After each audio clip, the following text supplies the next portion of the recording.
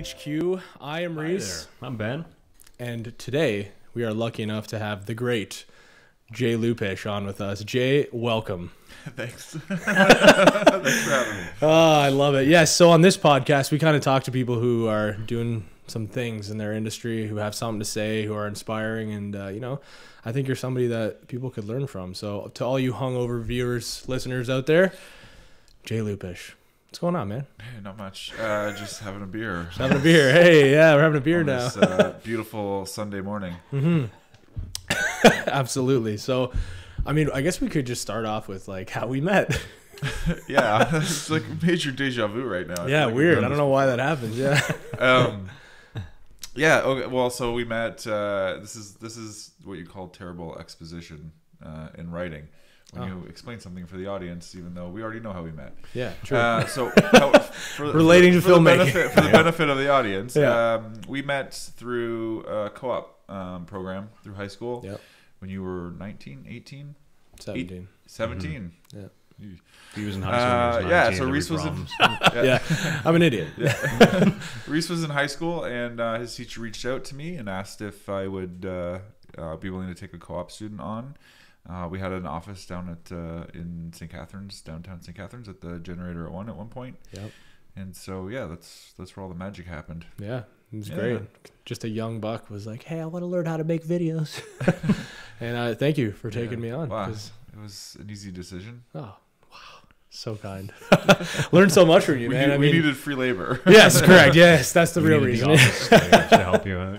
Yeah, no, I mean, like, that was such a great experience for me, especially because, like, I was just learning. I kind of, like, I was learning the editing and After Effects type stuff in high school on my own, just from, like, YouTube and, like, Film Riot, like we talked about. And so to actually get that, like, practical experience of actually, like, learning how to use a camera while you're doing this, lighting, audio, Sure. which we love so much here at Instillment. Love audio. Yeah, it's the so best. important. It's so easy to. It's so important, but it's always the thing that fucks up for some reason. Yeah. We worked on Man with the Missing Thumb. You remember that? Were you around then? Yeah, I was doing the comic book strip type stuff. Oh right. Yeah, I come to learn video and you maybe do Photoshop. Yeah, Photoshop and After Effects. I forgot about that. Yeah, so that was kind of like the first big project I worked with you on, and then Right. I helped you out with Fight. For those of you who haven't seen it, Jay's newest film, incredible. Yeah. So, like, how was it filming Fight? Like, what was the experience with that? How long has it been that you've been working on this? Too long. 3 years now. Wow. We started 3 days. 3 years. Oh. Yeah. Three days? Technically longer than that. So yeah, people don't understand how long it takes to make a movie, especially when you have no money, right? I came up with the original concept for Fight years ago, more than probably 10 years ago. But it was a completely different story. I could probably write the original story that I had originally had in mind, and it would be a completely different film. But we started filming in 2016 in August, and yeah, still finishing it. So we had the big premiere, Which was amazing. Yeah, Had a lot of fun. June last year, that was a lot of fun. Yeah. But we premiered like a 2-hour long version of the film, so it was like 2 hours and 20 minutes long, and we did that. I mean, I was happy with the film. I thought it was. Yeah, I liked it. Was great. It was definitely long, but I liked what we accomplished with it, and I thought it was. I thought it was good. But after kind of screening it a few times and showing it to some other people in the industry and like distribution and stuff like that, they're like, it's too long. You don't have any named actors in it. It's an art film. You got to figure out how to make it a little more commercially viable to sell. So we've cut it down to about an hour and a half now, and it's a tight movie. Yeah. So I mean, like, how, like, even when we were kind of working on Warner Road and you kind of helped us out with that, like cutting it down and making sure it was tight like that, like how important is that, would you say, when creating even a video commercially, like trying to cut out everything? Because I feel like a lot of people think it's like more is better, or, longer is better. Whereas I feel like when you get to that level of like professionalism and whatnot, you realize that, hey, like a 45-second thing will do as much as a 2-minute thing, or an hour and a half film will get across the same message, maybe even better. Sure, it depends on the film. It depends on the story. Right. If you're doing a short film, shorter is always better. Like, the shorter you can make it. I tend to avoid things that are over 10 minutes long. Like, I won't even watch them a lot of times. It's either like under 10 minutes or like an yeah, hour and a half. yeah. Kind of I thing. mean, but that's just personal preference, right? But when it comes to features, there are certain things you need to draw out. You need to develop your characters and develop your story. And I like slow burns. I like movies that kind of pick up and kind of reach the climax at the end, as opposed to, so like Joker. Yeah, Joker's a perfect example of that. Is like it literally climaxes at the end of the film. Like there's all these moments that keep you going throughout, like the whole transformation thing, and like there's a lot of really cool. But the moment he always gets to these points in the film where it's like, oh, there he is. There's the Joker, right? Exactly. It's like he's dancing in that bathroom or whatever, and he turns in the mirror, and you're like, spoiler oh, cool. Yeah, there's the Joker, and then spoiler alert. You're like, oh, awesome, there he is. And then he puts the makeup on. And you're like, okay, there he is. And he's dancing on the stairs. Like, nope, that's it. Like, now he's the fucking Joker. And then it comes to the end, and he wipes the blood on his face. And you're like, holy fuck. Shit. Like, that's him. Yeah. Now we're, And so, like, I love shit like that, where it just builds up. And, like, Hereditary was another example of, like, just something unique, right? But yeah, cutting your stuff down is super important. Like the first rough cut I had of Fight was 3.5 hours long, and just because it was everything. Like that movie was improvised. Yeah. We didn't have a traditional script. I wrote some scenes. Well, you have to have some structure. Yeah, right? Like there was the television interview at the beginning and the end. Yeah. That was scripted because it had to fill in the blanks of the story. Yeah. But pretty much everything else the dialogue was all improvised on set or beforehand. We'd do a lot of rehearsal like on set to try and figure out what the scene was. Right. Based on the story that we already had or knew where we were going with it. So would you say that's like harder or easier to do improvise? Like when you hand an actor, it was an experiment, for okay. sure. I like the idea of being able of not being confined by a script, but at the same time, I think that the way that we did it was not the best way of doing it. So. Did you get any feedback from your actors? Like, did they like it? Did they think it was? I think for the most part, they enjoyed the freedom of it. Right. But a lot of actors don't like that stuff. They have their lines and they want to deliver their lines, and then that's it. Tino, for example, he had a hard time with the improvisational nature of the film, I think. But once we started getting into it and because we would know that we would know the scene once we started filming. So we would never I would never set the camera up and go and say action. Yeah. And like make it up as you go. It was always, okay, what's this scene about?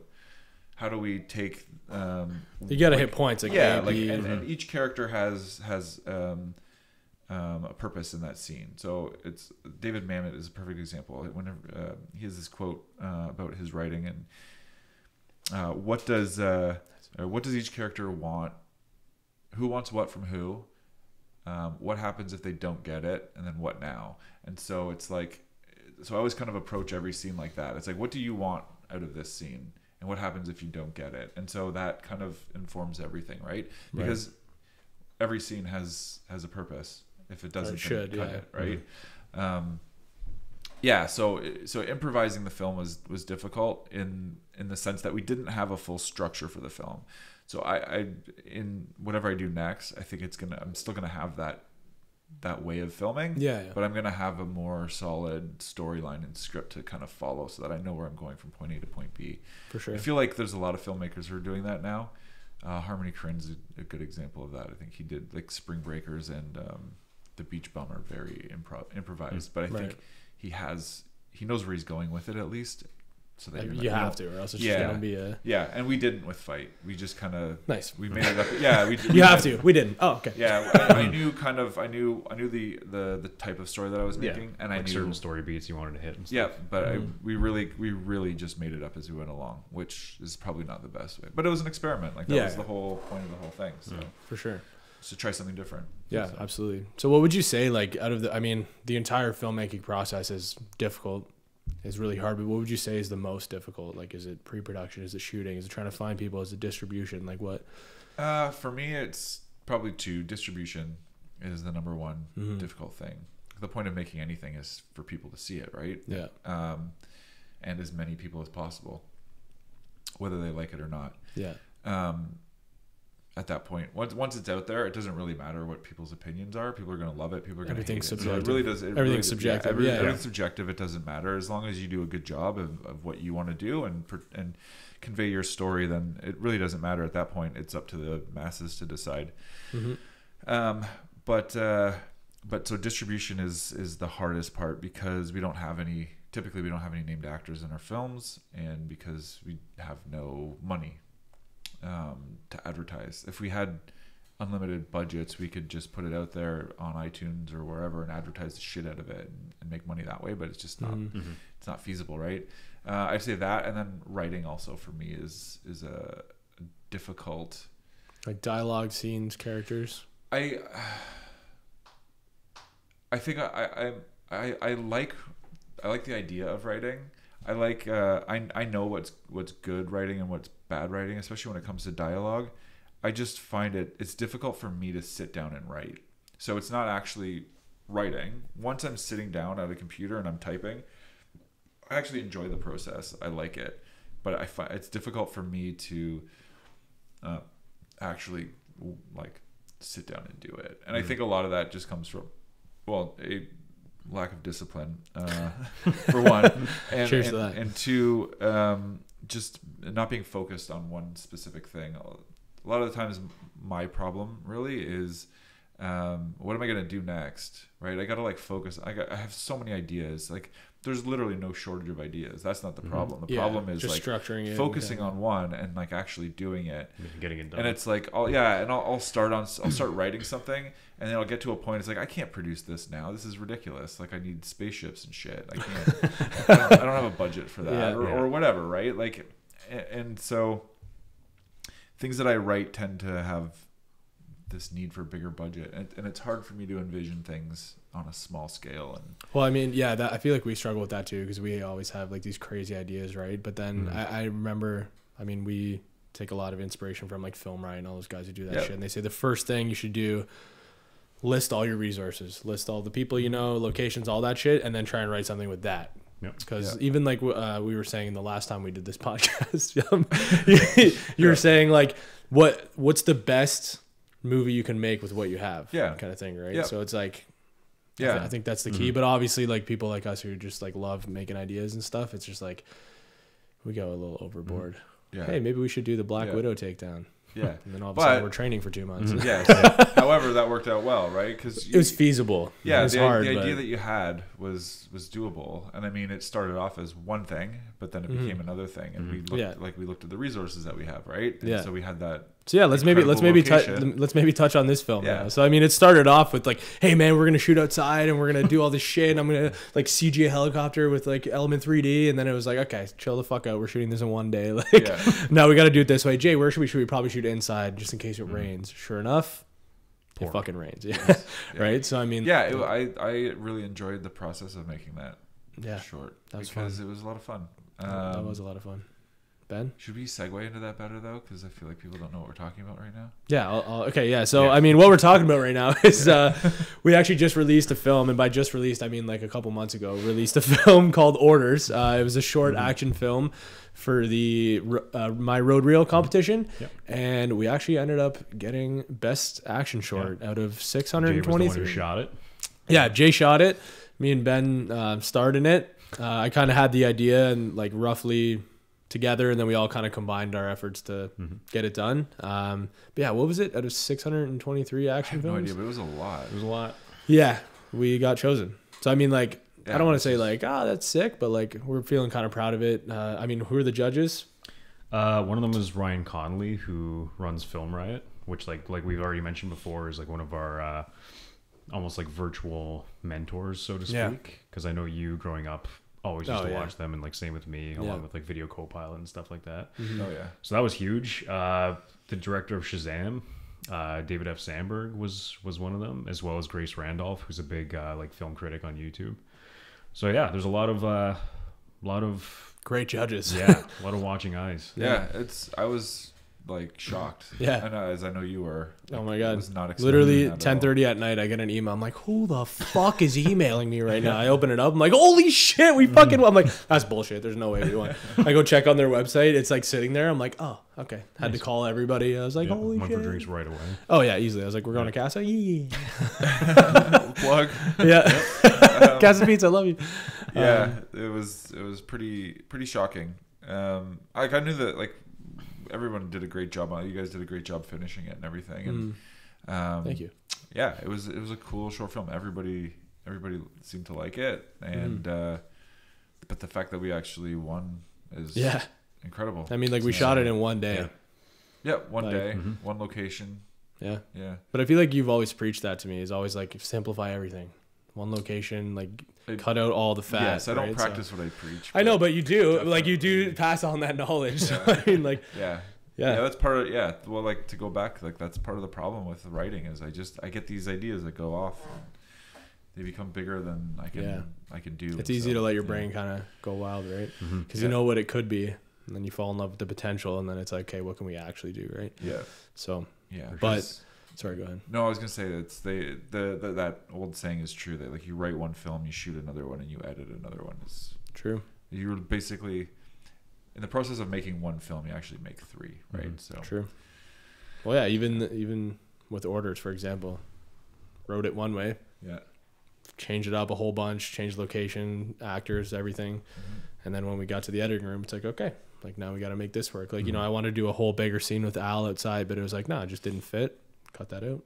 Cut this out. Cut that out. Like, what was your favorite part for both of you about that whole film? About filming it, I don't know. What was my favorite part? You have one? What was your favorite part, Jay?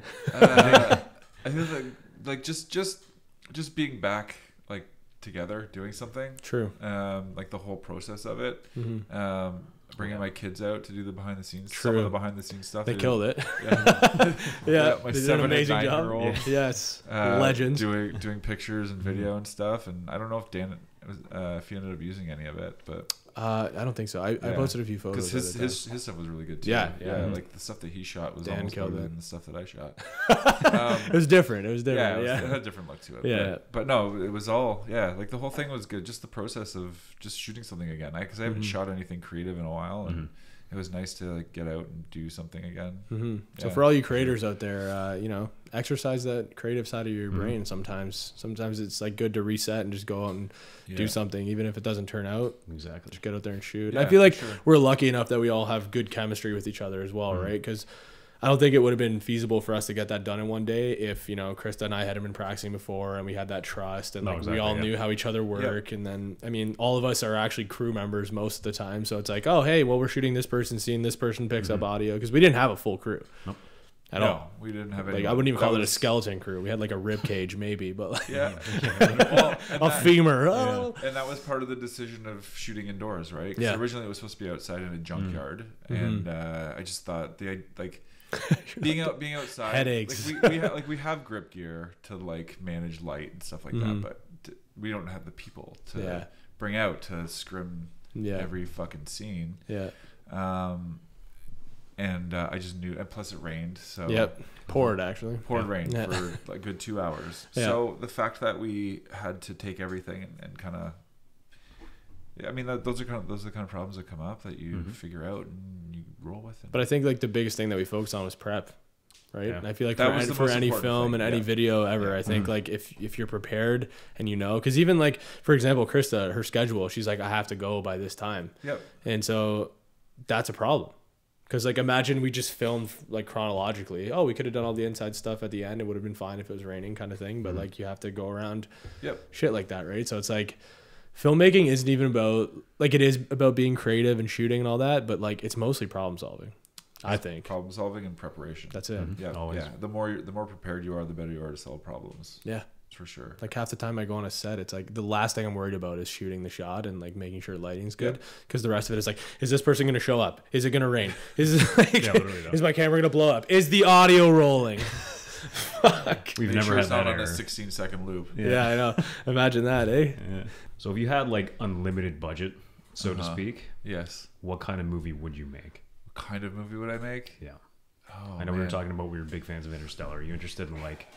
Yeah, I've always loved movies like that, Interstellar or another Christopher Nolan movie, obviously, The Prestige, Oh, where it's a great like movie. where it's like this, it's science fiction, but it's based in reality. It's grounded like in it, yeah. it's like everything in those movies could, like, you believe that magic could exist, right? Like you believe that Tesla invented this cloning machine, right? Like, Yeah. because it's Spoiler alert again. yeah, right. If you've seen that by now, you should probably not. If be you watching haven't, it. if you haven't seen the movie by now, you can go fuck yourself. Yeah. But movies like that, I love movies like that. Like Joker, I thought was incredible. I don't know. I never really think about budget. I'm not really motivated by money in terms of like How you create. how I create. I just have ideas that would benefit from Would money. require lots of money. Yeah, or not necessarily lots of money, just a Yeah. lot more money than Yeah, we for normally sure. have, right? Like Fight was, I think we spent like 20 grand on Fight, which is like nothing. Still a good investment. And yeah, for, like it might as well have been 20 million to me, right? Like it wouldn't have made a difference. The only difference it would have made is I would have gotten named actors. No offense to the actors who were in it, because they're all fantastic. Yeah. But it would have been a different film, and I don't regret it at all, because the film that we have, I think, is great, and so I wouldn't change anything. But moving forward, if there was a budget for something, I think it would just change how. It comes down to problem solving, right? Money just creates new problems, but it also gives you the ability to fix problems a little bit easier. definitely have a No cushion. doubt. Yeah. Yeah. Yeah, and Depends on it ensures that circumstance, your film's gonna get seen by more people, right? Like, let's face it. It's as simple as that with the If- distribution thing, right? Yeah, I mean, like if you have, like, it doesn't even need to be a huge named actor, but you get someone who has a little bit of a following, and it becomes a completely different beast altogether. Yeah, exactly. For sure. That's like anything though. Like even with commercial work too, right? Yeah. You put somebody who has followers. Like that's why the influencer culture is so big right now. You know what I mean? Oh, you have 20K followers on Instagram. Here's our shit. Promote it Share in our your stuff, product out, right? Here's Yep. $1,000. Yeah. Yeah. So I think I would still make the same type of films. I think I'm still trying to develop my own style. If you look over the course of even the short films that we did, and a Kind of Wonderful Thing, there's a bit of a style to them, but it's reaching a point where I'm, like we talked about, the improvisational nature of things, and trying to figure out how I make movies is constantly evolving. And so I don't know. I don't think that the ideas would change. I just think that I would just have more flexibility and more freedom Yeah. to do what I want. but I also think like I don't want to say this as being that guy who's always looking on the bright side, but it's like sometimes having those limitations though really like challenge you to For sure. be creative, Yeah. right? Yeah. I saw this one quote the other day. It was like, everyone always says think outside the box to be creative, but sometimes when you're put in a box, it forces you to be creative. Absolutely. Sometimes think in the box. Yeah. Kind of a weird. I don't really like completely agree with it, but I just thought it was an interesting perspective of like, you know. Yeah. No doubt. Yeah, I mean, I I like feel like that. if you're working with bigger budgets like that anyway, and you get used to that, then that in itself becomes a box or a hindrance, because you're used to having that much freedom. Absolutely. And then if you do want to do more stuff, and you're like, okay, shit. Yep. Yeah, I already have $3 Yeah. million. Exactly. Yeah. Yeah. Yeah, exactly. Yeah. I think money is a huge problem, just in general. Actually, I shouldn't say that. Money isn't the problem. Greed is the problem. But True. when it comes to films and stuff like that, I think the way that film sets are run is a problem. I think a lot of people, I understand why, because of unions and stuff like that, and things need to be organized. But at the same time, it's like some of the bigger sets that I've been on, whether it's like a TV show or whatever, I find that things move so slowly When they don't have to. And things become too bureaucratic, and when that happens, you lose the creativity, and you The vision, lose and you just lose the collaboration, right? Like Right. you should, like, to me, working in a small crew of people, there's that freedom to be able for like the DP and the director to work like they normally do together, but then also like collaboration from other people. And like I picture them filming Joker in like this tiny apartment with like 10 people, and all of them being involved in the entire collaborative process, right? And there was that clip that came out about where Joaquin Phoenix kind of freaked out on on the DP, which was totally staged, but hilarious. But it shows that that's how films should be made, right? Like he was, if that were real, which it isn't, it was staged, but in a case like that, like that's what you want. You want an actor to flip out because they're trying to find something. Like he's in the moment and he's trying to find, and I could tell just by watching that clip exactly what was happening there, is that they didn't know what they were doing in that scene quite yet, and they were still trying to figure it out. And so the DP is probably trying to fix some of the lighting, and Todd and Joaquin are probably having some kind of dialogue back and forth, and Joaquin's just like, okay, let me just try something, and he's going off and he's trying stuff, and they probably got to a point where it wasn't quite working, and so he started to get frustrated. But that's the kind of shit that you want, and people are always afraid of conflict, and I think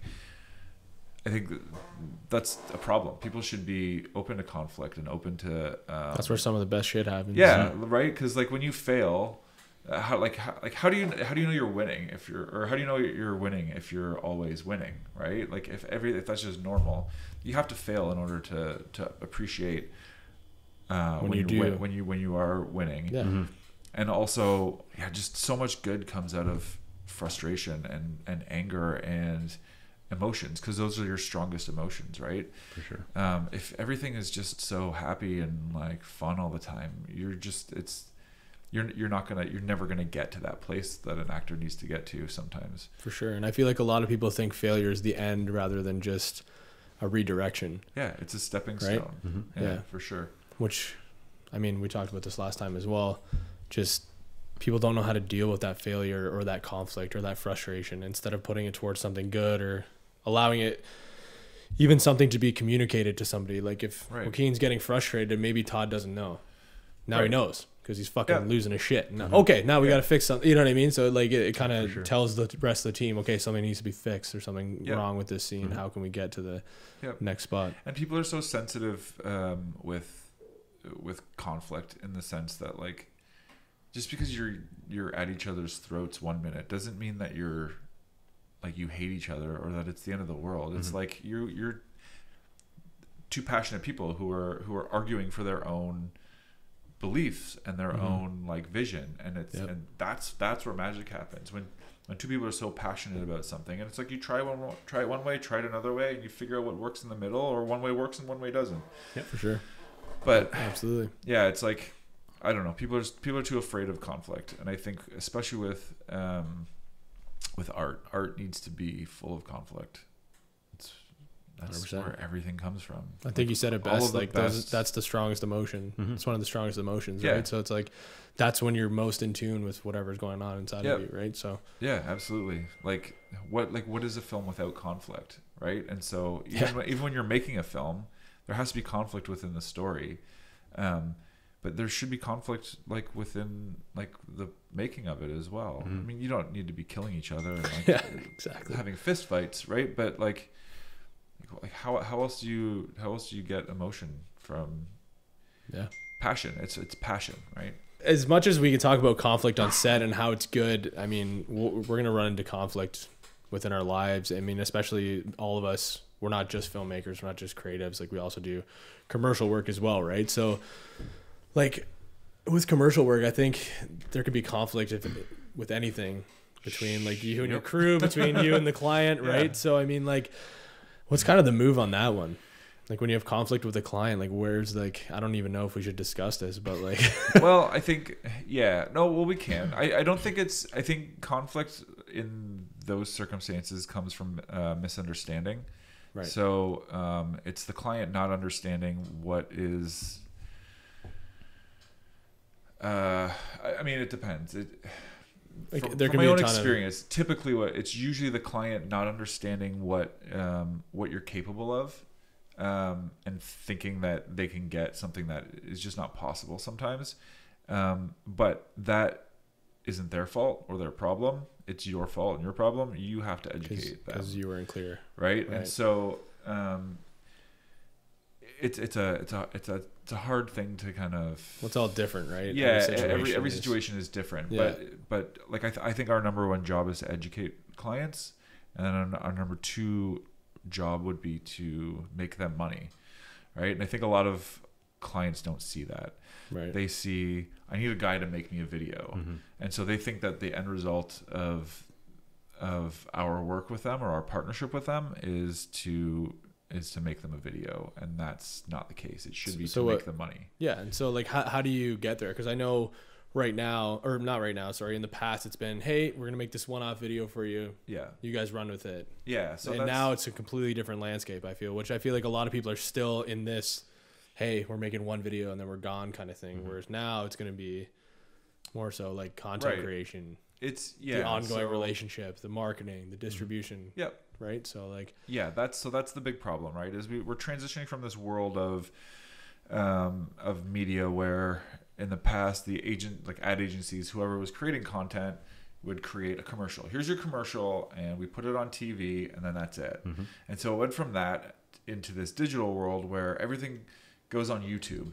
And it's like, we need a YouTube video. So we started creating YouTube videos for people and commercials or whatever, or like 10-minute long explainer videos on like how to the worst. Sharpen a pencil, right? It's like things that nobody gives a shit about and nobody watches. And so people were paying $20, $30, $100,000 for these educational videos or these corporate videos, and doing nothing with them because they don't know what to do with them. And you give it to them and they put it up on YouTube and they get 25 views and they go, why the fuck isn't anybody buying our buttons?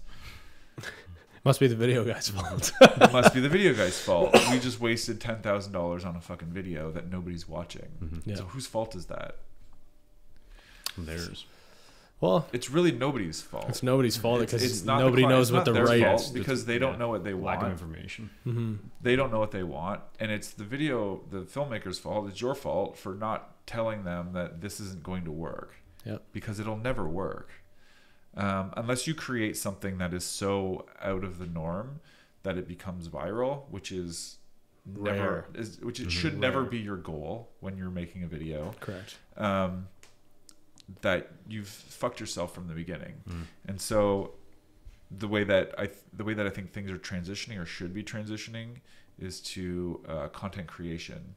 So not charging over the course of 6 months or a year, you would be charging the same amount of money, but you're creating content on an ongoing basis, and it's smaller things. So you go out for like a half-day shoot or a full-day shoot to, like, let's say you have a winery as a client, and so you'll schedule certain days throughout the year where you go out and you shoot a whole bunch of content in one day, and you put together a whole bunch of social media clips that they can use for the next 6 months, and you create a plan. And so it comes down to strategy and planning, and then creating consistent ongoing content as opposed to just a one-off video that nobody's going to watch.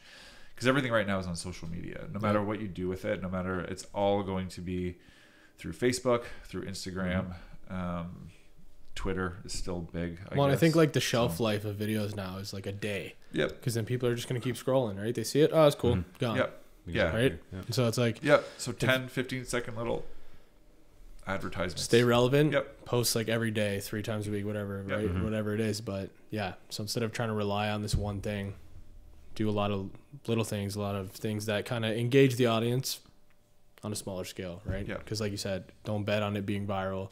Don't bet on it trying to change the world, because most likely it's not. 1,000,000% it won't. Yeah. Nothing. Fucking kill your dreams. Nothing you will ever do. Dream small. Will change the world. Exactly. Yeah. You are insignificant. Yeah. Interstellar. Sorry. We'll just die from the blight in 25 years. It's fine. Yeah. Can't wait for that, actually. It'll be a good time. Very positive notes coming, wrapping all this up. Yeah, I was going to say, love ending on a positive Hope you guys note. are inspired, and I hope all that was destroyed by No, I mean, that's to, like, all of that is to say, think about how to change your business and how to adapt, because you have to constantly be adapting, right? Like, we can't just keep doing the same thing over and over again and expect different results. Definition of insanity. Jinx. Frank Capretta. So yeah, I think it's always adapting and finding out what the market wants and stuff like that, and what your clients need, because your goal is to make your clients money, because when you're making them money, they will gladly give you more, right? True. Why wouldn't they? Yeah. It doesn't make sense, right? So make your clients money by giving them what they need in order to advertise their product and make sales. Yeah. And right now it's short, impactful content that they can. And that's what I find, and I don't want to go on a tangent here about the whole educational system, but people are not being taught that. I know I wasn't. Like in business, video. Yeah. Nobody's being taught that. Yeah, They're being taught. No one teaches. Hey, go take this shot that's right into the sun so you get a cool flare. It's like, nah, like start teaching. Like filmmakers and video people out of anyone need to have that business side now, no matter what, or they're screwed. You can't just be fully creative unless you're those top guys. You're the Rory Kramers, the Sam Kohlers, the J.R. Alleys of the world, which not everybody can be that. And even if you are, it's already saturated. Those guys are already there. I don't even know those names. Exactly. So it's like, no, I think the problem with education system and school, for example, is that they're teaching kids how to be the next Quentin Tarantino and Martin Scorsese, which is completely fucking unrealistic. Because you're never going to be. You're gonna, like, I don't know why you would want to be someone else. You want to be yourself, and they don't teach people how to take what they know and take their creativity and turn it into something that they can make a living. Well, you were saying what, confidence, right? Like, Confidence is a huge thing, right? Like I see kids all the time just set up a tripod and like shoot a field and have someone like walking through it and or whatever, and it just like they're not thinking about where the light, like where the sun is. They're not thinking about like composition properly. They're just thinking about how do I don't even know what they're thinking, to be honest. Like some stuff I see just blows my mind, that like, why would you shoot that? Or they'll take a wide angle lens and stick it right in somebody's face, and it just but like for like a love, who does that? Like for like a scene where two people are like falling in love, and it's just like that's for something like in a mental institution. I don't know, like you know what I mean? Like there's a place and a time for it, but like think about the lenses that you're using. Think about what you're shooting with, and be confident about what you're doing. And what does that convey to the story and the overall message? Right? I think a lot of it comes down to like doing it. So practically like actually going out and taking a camera and figuring out what a 50mm lens looks like, what a 200mm lens looks like. But also it comes down to knowledge of like film and knowing the history of film. And you don't have to watch fucking Citizen Kane in order to understand filmmaking. Like watch it because it's a good movie. But you don't like watch any movies. Watch good movies because they'll show you how to make how to do things properly, and watch bad movies because they'll tell you how not to do things. Right? Like one of my favorite movies is fucking Biodome. It's a fucking terrible movie, but it's hilarious and it's fun to watch.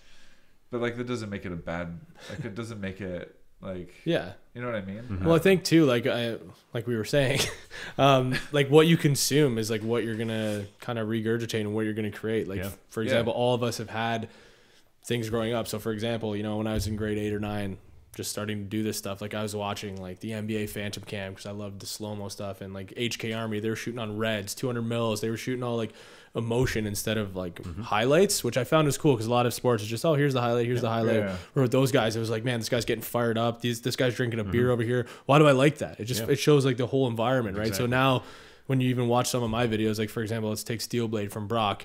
Yeah, there's some hockey in there, but it's people getting fired up. It's people having a beer. You know what I mean? And like you get that human connection, which that's become my style kind of thing. But it's whatever you consume, right? Whereas like this younger generation is just consuming like vlog culture, fucking point and shoot, basic ass videos on YouTube. So they find maybe the content itself is great, but they're also taking in so much of that they see these like tripod fucking angles or you know like handheld with a little Canon power shot as good because the content is good, so they figure, oh, well, that shitty looking video people like as well, so I'm gonna go do that, and then it's just a chain reaction from there. Let me also say that shooting a field with someone walking through it is not a bad thing. No, depends on how it's utilized has to be and done why right. you're doing it. Yeah, I'm exactly. not bashing people who. Well, no, but it's like, what's the motivation? yeah. What's the motivation? Yeah, why are you shooting at this time? Are you shooting middle of the day, which would be terrible, depending on what it is, though. Yeah.